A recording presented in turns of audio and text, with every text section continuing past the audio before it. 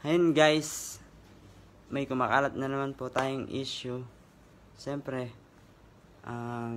sumisikat na kami. Tapos, ngayon may kailangan kanilang hilain pababa. May mga humihila pa rin pababa sa amin. Guys, siguro nung time po na kasikatan namin, marami pa akong nagawang kasalanan kay Honey Babe.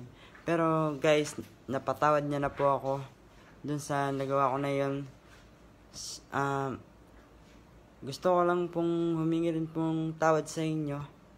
Yan. Sa nagawa ko, alam pong mali po ako. Yan.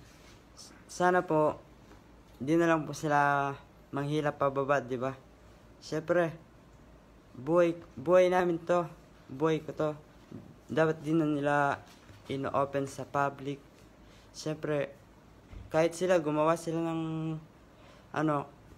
ganon, hindi ko na sila papakilaman. So, ayun guys, sa humihila po pababa sa amin,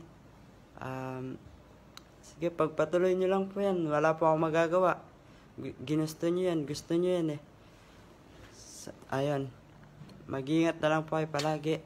And God bless.